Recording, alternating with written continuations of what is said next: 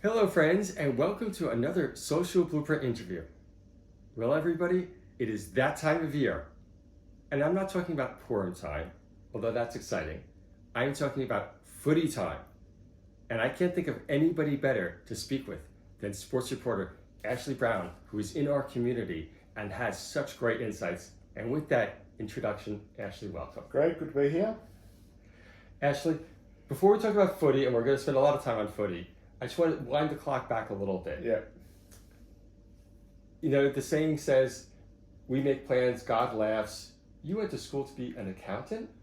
Well, I didn't go to school to be an accountant. I was advised at school. I wanted to be a journalist pretty much from the time I was a kid, but I was advised by my couple of teachers at school who should have known better that I wasn't good enough at English to be a journalist, and my strongest subject at school is accounting. So you do what you're told, and you do what your mother tells you to do. So that's what they say you should do. So I started doing accounting, but pretty quickly realised after about a year that it wasn't for me. So I never actually worked as an accountant. I got a third of the way through the degree and thought better of it, and then tried to cover other bits and pieces, and then sort of eventually realised that I just want to pursue the journalism, which is what I did. Right, and there's a life lesson in there too, isn't there?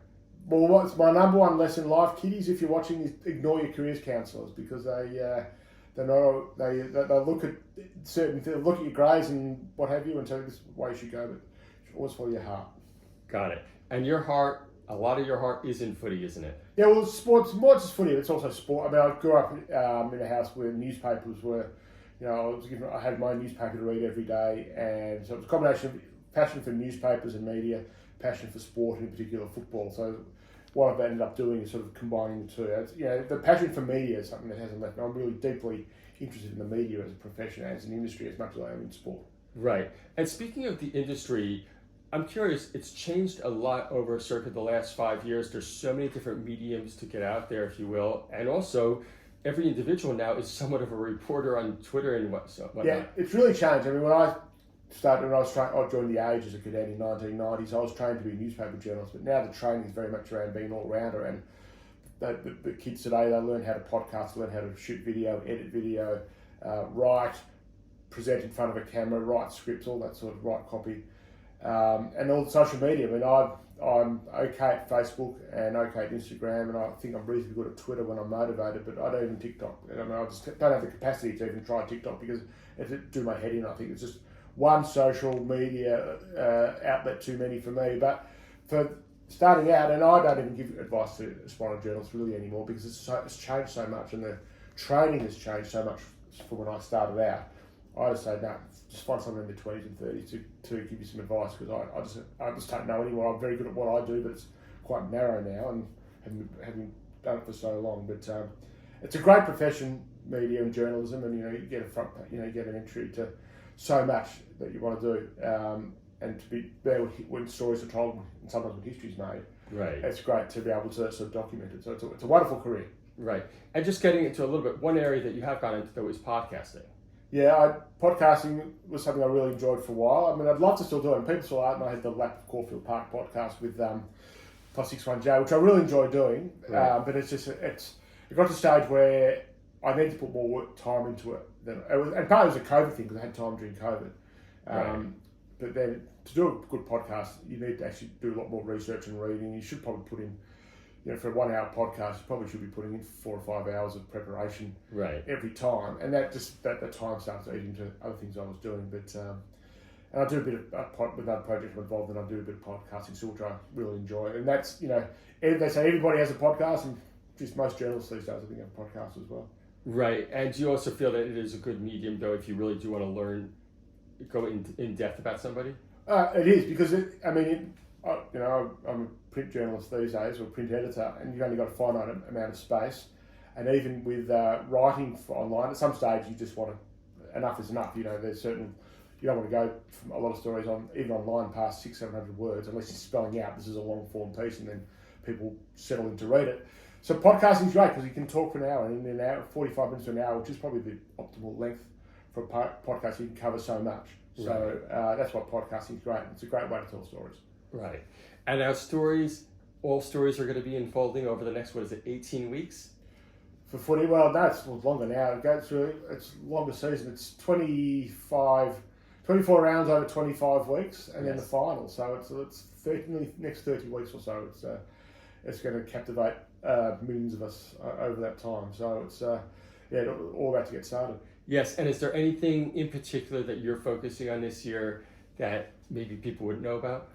Well, I've taken over as the editor of the Footy Record this year. I was the senior writer for about 10 years. That's our special grand final edition. So I've moved on. The editor, a guy called Malka Leifer, who was a wonderful mentor to me, has retired, and so I'm now taking over as editor. Funny, he's coming back 2 days a week to work for me as a sort of a production assistant, which is fantastic. I can use his wisdom and counsel. But so that's my main job. So the publication you read when you go to the footy every week it's my baby now to run, which I'm just starting out and really enjoying it. Yeah, and what goes into it? Because it doesn't just rock up, does it? No, a fair bit of planning. Look, a lot of it's very formulaic. A lot of it is data that we just get every week from champion data and the AFL and clubs and what have you. But there's sort of 20 to 30 pages every week that have got to be managed. And okay, what are we going to fill them with this week? And sourcing journalists to write the feature stories and liaising with others and dealing with breaking news on a Monday or Tuesday. We have to sort of reconfigure the page of the magazine to take into account. Like I've got the opening round edition more or less laid out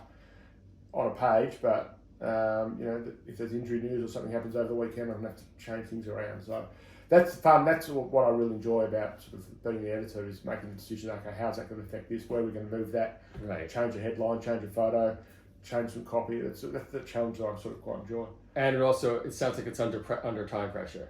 It is, because we've got loosely firm deadlines. Part of the magazine goes to print on Tuesday night, and the rest of it goes either Wednesday or Thursday, depending on when the games are. So we've got deadlines, and you've got a printer out in sunshine who's sitting there on the phone saying, where's the magazine, where's the pages?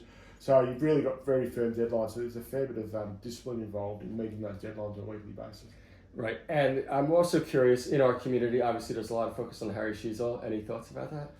Well, young Harry's done very well for himself. He's just signed a contract extension now, so he's going to be playing for North Melbourne now till 2030, which will take him through to when he's a free agent. So he's played it beautifully. I mean, he's a wonderful, firstly, wonderful guy, and his family and our community should be immensely proud of what he is. He's going to be a wonderful ambassador for our community going forward. He's just a fantastic footballer. He's watching him play. I was at his first game last year, and he got 35 touches and won the Rising Star nomination. But to win the Rising Star and his club best and fairest in his first season, it never happens. It's happened once in 30 years, something like that. So he's on track to be one of the very best players in the AFL before too long. So he is a source of immense pride, I think, for a lot of people. I think for most of us now, North Melbourne's our second team because we want to see Harry do well. Right, absolutely. And sport has a way of bringing people together. And I'm curious your thoughts about, in this time of division, it seems that you still can go to a stadium and any sporting event, whether it's AFL, NFL, whatever it is, and it does bring people together. It does. I mean, I'm a little bit apprehensive the sort of what will happen to Harry, given what's going on. We're interested to see what happens in the first couple of games, whether some cloud in the crowd wants to bait him. I mean, he's too smart to get sucked into that sort of thing, and I certainly don't think he'll have anything happening to him on the field from other players. But sport does bring people together. It's we don't segregate the fans like we do in soccer. We don't. It's not like the NFL where it's all home teams, so there's only a smattering of fans in the other team. You'll go to the MCG in a couple of weeks for that Carlton Richmond game, and there'll be Carlton Richmond supporters bunched together, and there's a bit of banter and what have you, but rarely. I mean, it probably happens a little bit, but rarely does it turn into anything other than a friendly arguing amongst supporters. So it's a wonderful sort of egalitarian thing we have going on, and the unique thing about footy is really not many other things bring everybody together. The old cliche that the plumber and the Supreme Court judge can be sitting next to each other at the football, and right. on famously. It doesn't happen in too many other spheres of life, I wouldn't think. Right, and also, thankfully, the cost of footy is still, compared to other professional sports, very reasonable. Yeah, it's interesting. I was at the AFL for a briefing last week, and they're very proud of the fact that to take your kids to the footy is cheaper than to take them to a movie, and the prices have been pretty much locked in there's been price freeze for now 6-7 years, something like that. So they've worked very hard to make the game affordable. They've got to walk a fine line, the AFL, and as do most professional sports, between keeping it affordable for fans but also making a good TV product, because so much of the audience for the game aren't at the game, they're the ones who are watching on TV. So you've got to find the balance between free-to-air and pay TV and keeping it affordable at the game, making it a good experience for those who go to the game. It's not always easy. Right. And is that something that you've witnessed, I guess, from your position, like how those dialogues and those discussions, that balancing act? Yeah, well, TV, I mean, the growth of TV, I've been writing footy nearly for 35 years, and the importance of TV now. When I started out, there was one game maybe live on TV a week. Friday night footy was on TV at 9:30 at night. Now every game's live on TV through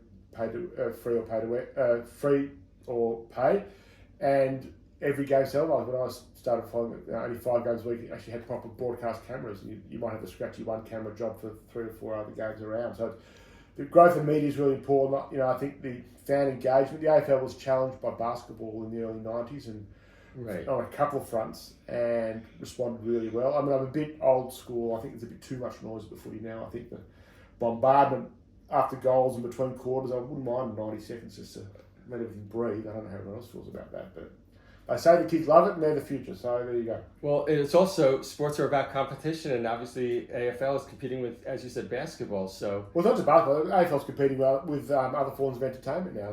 As I said, it's going to the movies, or it's music, it's and other sports as well. So they want to keep the AFL at sort of forefront as a experience to go to.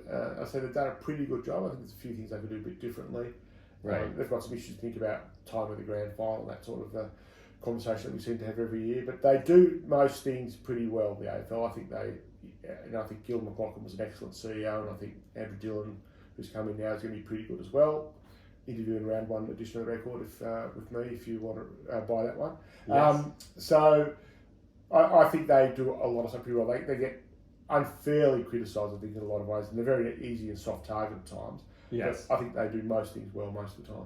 Right, so it's always the exceptionalism where they do 9 out of 10 things well, but they get crushed on it. Yeah, and they know that the AFL, if they get one thing wrong, it's just going to dominate the headlines. It's going to dominate talkback. Everyone's going to vent and be furious about it, lose the news. So they know that, and over the course of the year, they will know that half a dozen times that they'll get something wrong. But they've got pretty thick skins over there. Speaking of thick skins, I was just going to ask you, because you've been a reporter for a long time now, and not all stories are always favorable, but also with a lot of the people that you're speaking with, they may either be friends or over the journey, nobody's perfect last I checked. Do you have any advice for how to accept that criticism or how to roll with it a little bit? It's a very good question, Greg. My attitude's always been,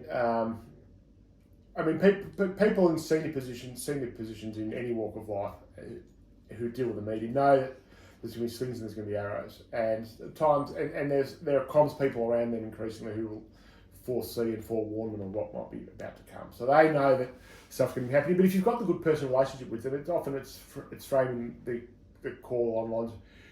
I have to ask you this, right? But can you give me a response to this? Mm-hmm.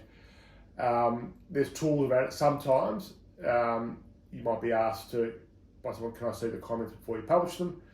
There are times when I'll agree to that, not always, but sometimes, depending on the contact. If it's a long trusted contact, I might agree to do that. And sometimes, and this goes back to my time actually when I was at the Jewish News as the editor, when I took my break from sports media, was sometimes you'd work with people on a story. It's like, okay, well, I know this. You want the outcome to be that. Let's work together on the narrative so that it suits both the purposes. I have to write this story, but I know reputationally this is not good for you, so why don't we frame it in this direction? And some of my colleagues won't do that. They'll just go hard, and that's great. That's never been my way of going about it. I'll try and be a bit more conciliatory and say, okay, let's achieve an outcome with this story that works to both our purposes. And I've had a few experiences of that with Jewish News, age before then, and subsequently when doing AFL writing. Right. And speaking of that, and I guess it's turning towards Jewish news and Jewish media. Obviously a big story that you worked on extensively. Can you just talk about that a little bit? With Malka? With Malka. So back when I was at the Jewish News, we worked on the Malka Leifer story. We got the phone call from someone, from a source within the dust, saying something terrible's happened.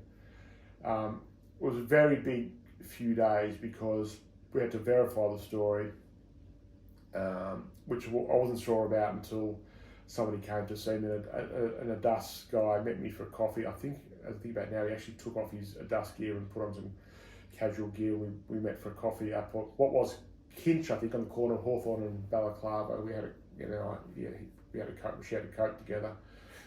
I wasn't sure about the story, but I could see it was how emotional this guy was, and I didn't even get his name. He's actually breaking the rules of his content. But that's not what you do. But I sort of believed him, and I thought, I think the story's right. I can tell from this guy, he's not putting it on about the trauma this is causing. But then there was the pushback in the community, because I knew it would be a controversial story. I knew a lot of people back then, this is in 2007, 2008, it was the whole Losh and Horror thing. Yes. Don't air our dirty linen. This is going to bring the anti-Semites out of the closet. My attitude was, if they hate the Jews already, this is not going to change anyone's opinion one way or the other. But then it was also, would I have the support of the community? So I reached out to a couple of, not a dust people, but people of influence in the community and said, who knew about the story, and I said... So they knew, the story was starting to percolate amongst the community leadership. I said, if I run the story, will I have your support? I don't want the Jewish news to be hung out to dry. And one or two people, and you probably half working who they are, came back to me and said, well, we've got your back here, we'll make sure that you're not criticised by this, and your rest of me won't stop cooperating with you on stories because you've written this. So that basis, then went to the lawyers. We went through every word. It was about 2-hour exercise with the lawyer, just going through every single word, every single comma to make sure the story stacked up. And then the publisher said, yeah, go ahead and do it. So press send of the story Wednesday afternoon. I slept the sleep of 1,000 sleeps that night. And then the story came the next day, and there was a fair bit of reaction. But then what I did at late morning, I rang The Age. And said, I still knew a few people at The Age then. Okay. And I rang The Age and said, you might want to get a copy of our paper. There's a pretty good story there that I think you might want to follow up. And they said, thanks for that. And then the front page of The Age the next morning, there were like 3 stories. Right. And the poor kids at a dust with the TV cruiser outside on the Friday morning outside, blocking the streets in Nelson because the kids were trying to get to school. So that was it's a satisfying story. I mean, the Jewish news really, we just ran it that first day and then just let events play out. I mean, I often wonder what would have happened had we not run the story.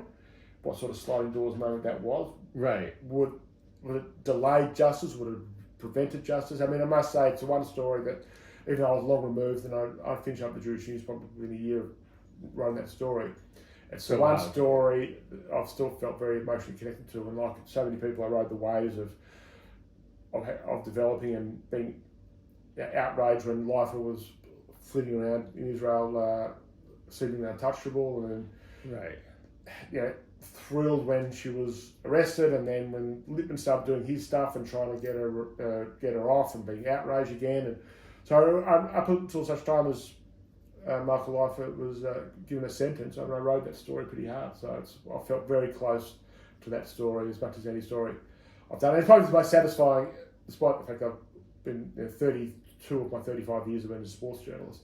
It's still the most satisfying story I've been part of. Yeah, and I'm curious, in today's day and age also, where stories are, as you said, you're trying to get them out so quickly, but balancing that out with being thorough, does every reporter, in any medium, frankly, struggle with that? Oh, it's a big challenge now because there's a race to be first. And the thing now, you only own a story for as long as it's on social media. As soon as you break a big story on social media, within 30, 60 seconds, it's not your story anymore, simply because people are retweeting it or others are adding new wrinkles to the story. But back in my day, as I said, we wrote the story, put it to bed, and then you wake up and you just pray the next morning. And this even goes back to my time at The Age. You break a story, but you wouldn't know whether anyone else had the story until you wake up the next morning and saw the Herald Sun. Oh, the Herald Sun, that story, great, I broke the story. Right. But now you don't send anything for more than a few minutes, and that's and a lot of journalists make the mistake. I think it's been better the last 12 months, but we went through a phase in the industry, and I haven't been a reporter as such for a while. Occasionally, if something falls in my lap, I'll break it, but I don't. My job has not been for a while to go and chase news stories. But there was a stage where the industry became the race to be first meant that the appropriate checks and balances weren't put in place. It was a real blight on the profession. That has now changed. I think editors started to realise the trouble you can be in if you get a story wrong from a legal point of view. Right. There's now less of a race to be first and more of a race to be right. And what's interesting the other day, Angus Brayshaw, the Melbourne player, retired. Right. That story was bubbling around for a couple of days before sort of he's going to retire. But back even a couple of years ago, somebody would have broken the story. Angus Brayshaw stepped down to retirement, but there was a sort of almost an unwritten agreement not to publish the story until it was emerged. He told his teammates, and then it was okay for the story to be broken. So sometimes there's because mental health is now a very big part of the game, and welfare has become a big part of football, that people often hold back now on stories as well, because it's not in the best interest of the subject to be the first to break it. So there's an element of that as well. So but you've got to be very careful. There's some young Turks who'll be caught out once or twice breaking news, and they often don't get it 100% right. So I think there's been a bit of self-regulation coming in the industry, which has been good. Yeah, no, I'm really interested in that, especially in a time when there is so much, what we call fake news out there. Yeah. And do you think that this is a pushback against that? Yeah, I think so. Yeah, and then again, there's a rumour doing the rounds the other day that Simon Goodwin had been sacked, the coach of Melbourne, and that was put on the message boards, but no journalists went with it. Not even that. Hearing suggestions of a big story breaking at Melbourne. Right. None of that stuff happened, and everybody actually went through checks and balances, contacted the club. The club said there's nothing in it. Nobody published it. So I think there's a bit of that happening now as well. No, you don't want to be the one who gets the story wrong either. So I think journalists actually realise, I'd rather get it right than be first. Right. Interesting. Now, this isn't a story, but just any predictions for footy for this year? I'm putting you on the spot. Well, we came off a brilliant season last season. If this season is even half as good as last season, we'll be very lucky. Yeah. I've got Brisbane for the premiership to beat GWS in the grand final. I've got Errol Goulden win the Brownlow medal. Nick Larkey from North Melbourne to win the Coleman medal. Riley Sanders from Bulldogs to win the Rising Star. So they're my main predictions for the season. But it's going to be a good season, I think. I was just going to say, last year, I believe, I don't know what the statistic was, but there were more close games than any year that people can remember. Yeah, last season ticked the box. It was fantastic. It was competitive. The finals were brilliant. The crowds were up. The TV ratings were enormous. So the AFL came up with that, which is interesting because it was a fantastic year, but the AFL, the football side of the AFL didn't work so well last year, but it was a successful season nonetheless. So they put a lot more resource this year into beefing up their football department and getting their football decisions right. But I'm looking forward to the season. I think it's the earliest start to a season ever. Be a long season, so there's a bit of a test of endurance as well to try and get through it to the end in one piece. Unfortunately, a lot of people like me who work in footy, no chance of taking a week off even, so I've got to work on my health, exercise and sleep to make sure I get through the end of September in one piece. Excellent. Ashley, definitely stay in touch, and we're going to keep up those predictions to see how you stand. You can come back to me in August and September and see how well I went, but if I get 1 or 2 out of 5 correct, I'll be happy. Okay. Thanks. Thanks for having me.